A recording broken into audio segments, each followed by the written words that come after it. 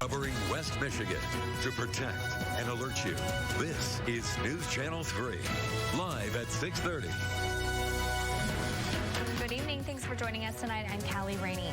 Starting tomorrow, Michigan bars and restaurants will be required to collect customers' phone numbers for contact tracing in case of a COVID-19 outbreak. News Channel 3's Trisha McCauley joins us live now in downtown Kalamazoo to tell us how local businesses are adapting. Trisha. Yeah, Callie, when the new restrictions were first announced, many restaurant and bar owners told me they weren't sure how they were going to go about collecting their customers' phone numbers for contact tracing. Would they use pen and paper? Maybe an online app? Well, one Kalamazoo tech guy says he's offering his services for free to create a contactless way of tracking that information. Chief Operations Officer of Technology Solutions of Michigan, Thomas Minto, says at first he was helping local bars and restaurants develop a COVID-19 employee questionnaire. With the new orders from the health department, he says the transition is easy to make a customer information sheet. Here's how it works. Minto says when a customer comes into a restaurant, they use their smartphone to scan a QR code that brings up a link to input your name and phone number. That information is then stored in a database for the restaurant to access when they need it. The restaurants don't have to track a bunch of papers. If they need it at any time, they can access that form and, they're good to go. So if the state does request it, they've got access to it. Coming up tonight on News Channel 3, hear from local bar and restaurant owners on how they're adapting and what you can expect the next time you go out to eat. Live in Kalamazoo, Trisha McCauley, News Channel 3. All right, thanks, Trisha. Well, operations at the Niles Trial Court is being temporarily suspended. Berrien County officials say health department testing, contact tracing, and isolation protocols are impairing their staffing capacity. Starting tomorrow, all court hearings are being suspended with a few exceptions. Those are listed on our website, wwmt.com. The suspension lasts until November 9th. Now, we are learning new details about two incidents involving guns in West Michigan. The first happened around 8:22 last night in Grand Rapids. Police say a caller reported a man down on the ground on Oak Hill Street Southeast. When officers got there, the victim told police someone pulled up on a moped and began shooting. The 48-year-old was taken to the hospital for life-threatening injuries. The second happened in Allendale Township early this morning. The Ottawa County Sheriff's Office says that they got reports of shots fired at the Enclave Apartments. Deputies say someone fired several rounds after a dispute in the parking lot before getting away in a car.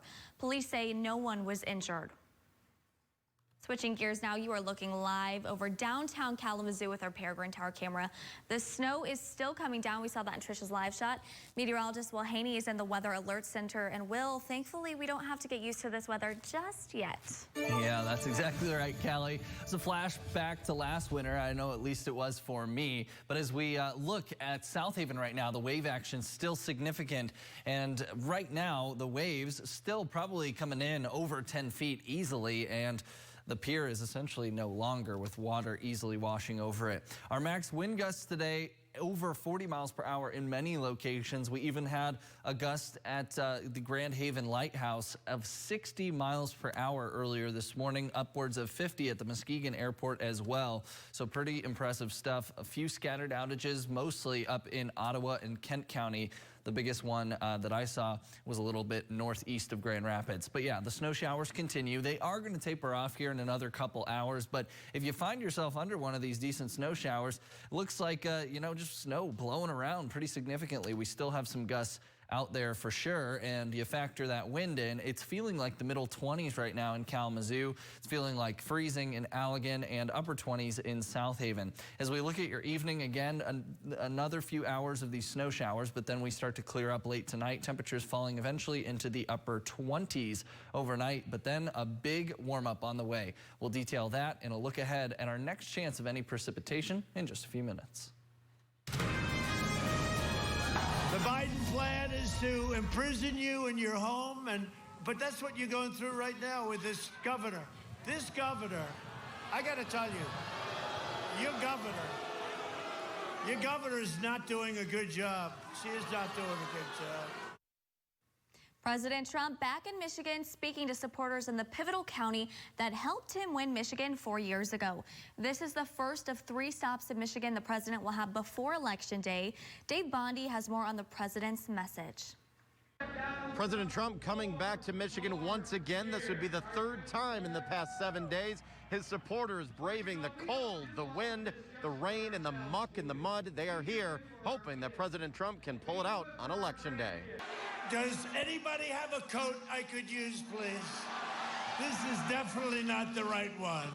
Fighting off the snow showers and the 30-mile-per-hour wind gusts, President Donald Trump making one final case to his supporters in Macomb County.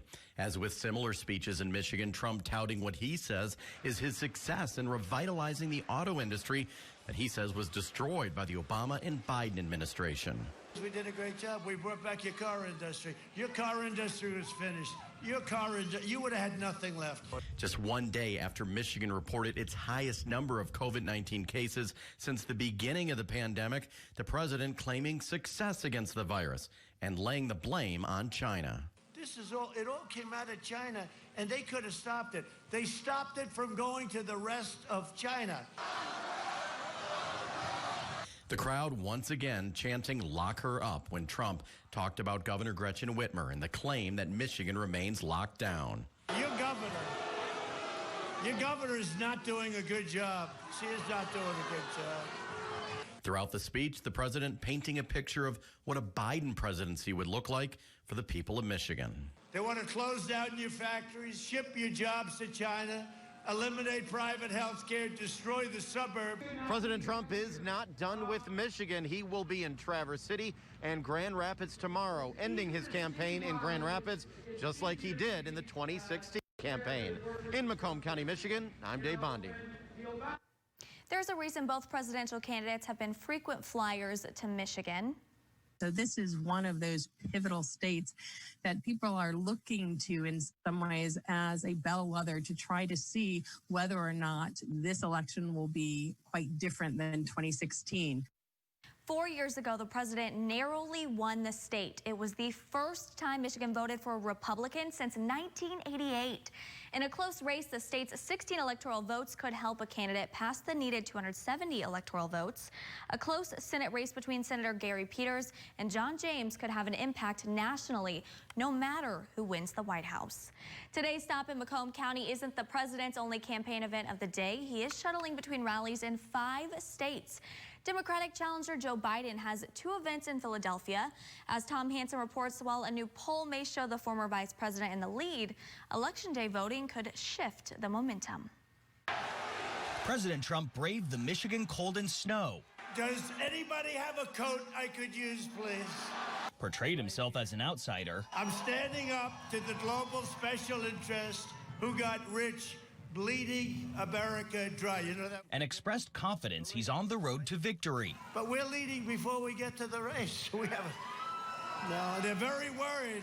But a new CBS News Battleground Tracker poll shows former Vice President Joe Biden has a lead among the record number of voters who have already cast their ballots, largely because of the coronavirus. Over 90 million people have already voted. There's too much on the line to sit it out. The Battleground Tracker also shows President Trump has a large preference lead among people who say they are voting on Election Day. That raises the question of whether he will see an Election Day surge. We are contacting these voters right now all weekend through the next few days to make sure they turn out to vote. Biden reached out to African-American voters Sunday afternoon at a Souls to the Polls event in Philadelphia. 2 more days, we can put an end to this presidency that is, from the very beginning, sought to divide us, to tear us apart. Joe Biden plans to continue his focus on Pennsylvania, which could determine the outcome, with a drive-in rally Sunday night in Philadelphia. In addition to campaigning in Iowa, North Carolina, and Georgia, President Trump holds a late-night rally in Miami-Dade County, Florida, just before a midnight curfew aimed at slowing the spread of the coronavirus. Tom Hansen, CBS News. Millions of people have already cast their ballots here in Michigan. If you're one of them and wondering if your local clerk's already gotten it, there's a way to do that. All you have to do is go to michigan.gov/vote. That's this right here. And then you click on your voter information. Here on this page, you will just put in your basic information, like your first name, your last name, and of course your birth month, your birth year, your zip code, and then you click search by name, and there you will see if they've received your ballot at the clerk's office. And meanwhile, people around the country are exercising their right to vote this weekend. Our Sinclair sister stations are giving us a look at how people in key battleground states are spending the final weekend before Election Day. I'm Gabriella Primus in windy Northeast Wisconsin, where long lines were the big news for April's election. The city of Green Bay consolidated the usual 31 polling places to just 2, citing shortages of poll workers. For the August primary, the city was able to open 17 polling places with the help of the Wisconsin National Guard. For Tuesday, the city is opening 16 polling places. And that's a scene in Wisconsin. I'm Madeline Montgomery reporting in Palm Beach County, Florida, where it's the final day to cast early votes. And we've had a steady stream of people coming through here to cast their ballots. And this is actually the same county that President Donald Trump voted in last week. And his wife Melania is expected to be voting here on Tuesday. From Palm Beach County, Florida, Madeline Montgomery. Michigan is at the heart of the battle for the White House. News Channel 3 is following all the key races from president to the local races that impact you. Join us on election night all night starting at 7 p.m. We'll be breaking into CBS coverage with updates on the local races. We'll have our ticker running across the bottom of the screen when polls close, and we'll have reporters live across the state at 11. You can also follow updates throughout the day and night on our website, wwmt.com, and of course on our News Channel 3 Facebook and Twitter pages. As the pandemic continues, it may be hard looking at the bright side. How one doctor is working to encourage a little more kindness. Plus, with most of us getting an extra hour of sleep, one expert is weighing in with tips to make sure we don't fall behind on rest. An election like no other. Thank you for turning to News Channel 3 at 6:30. The news continues right now. 9 months into the coronavirus pandemic, and many of us are feeling restless. Call it pandemic fatigue. There's a mother-daughter duo hoping to shift the way we think. Medical reporter Barbara Morse shows us it's all about spreading kindness. Every time I've been kinder than I need to be, I'm like, yeah, wow, that felt as good for me as it did for them. Dr. Linda Ulrich is a dentist in Vermont. She practices kindness in her practice. As you are more kind, it shifts your lens. You start to see more kindness around you. And it almost becomes a muscle that you start to flex. Liesl Ulrich Verderber is a Harvard graduate and Linda's daughter, and now business partner. We are a media company that's focused on what's good in the world. One that features a website called Ever Widening Circles. Our goal is to really show people that good news exists, and we can do it in a way that we don't have to talk about politics, and show people what a better life online looks like. I take medical clowning very, very seriously. Like this video posted with permission on their website, making the case for clowns as good medicine. You know, our overarching mission is to change the negative dialogue about our world. And to convey this message, we have control over what we see and do online, something Linda says involves 4 shifts in thinking. If we all just pause for a millisecond before we click on things, we can ignore more. So the first 2 shifts are pause, ignore more. The third one is seek signs of goodness and progress. The last one is share. It's pause, ignore more, seek signs of goodness and progress, and share signs of goodness and progress. You can check out the website. Again, it's called Ever Widening Circles, where you can subscribe for free. I'm medical reporter Barbara Morse. You may have woken up feeling a little more rested today. I didn't, but last night we all gained an extra hour of sleep thanks to the end of a daylight saving time. Health experts say adults should be getting 7 or more hours of sleep per night. Well, that explains it. Teenagers should get 8 to 10 hours of sleep, and younger children should be getting even more rest than that. One local doctor says with daylight saving ending, you should go to bed at your normal time, not an hour later. So we potentially get 1 hour extra of sleep that night. So my recommendation is to go to sleep at the regular time that people go. Do not go to bed an hour later, and sleep as much as they can in the morning. And then if they wake up and they feel like they can sleep an extra hour because it's still early by the new time, then get that extra hour. The American Sleep Association reports 50 to 70 million adults in the U.S. have a sleep disorder. Doctors recommend getting outside during the day and cutting out caffeine about 8 hours before bedtime. Our Weather Alert Network is tracking a new tropical storm that formed in the Caribbean early this morning. Ada is the 28th named storm of the 2020 hurricane season. It ties the record for number of storms in a single season, which was set back in 2005. The National Hurricane Center says Ada has sustained winds of 40 miles per hour and is expected to make landfall in Nicaragua early Tuesday. The storm is likely to gain strength and intensify into a Category 1 storm before landfall. Yeah, just such a busy Atlantic hurricane season for the National Hurricane Center, and we still have, about a month now left of hurricane season technically, while we are getting into the more quiet part of the season. Here is the view of our wind advisory continuing for the next, actually about 10 minutes, but it's still going to stay rather breezy. Our local storm reports all wind related today. We did have a few scattered outages, especially concentrated up in parts of Ottawa, Muskegon, and Kent County. Look at that, the Grand Haven Lighthouse. 60-mile-per-hour wind gusts. That's stronger than a severe thunderstorm, and that was totally unrelated to thunderstorms, obviously, today. And then also Makatawa reporting 53 miles per hour there in the Holland area, so pretty impressive. We also had another 60-mile-per-hour gust in the Muskegon area as well. Our wave height forecast right now, over 10 footers. They're going to diminish gradually overnight, but even through tomorrow morning, we'll still have, I think, around 6 feet waves. Those are going to build to about 6 to 8 feet throughout the day tomorrow, so just be aware of that. Another day you want to stay off those piers.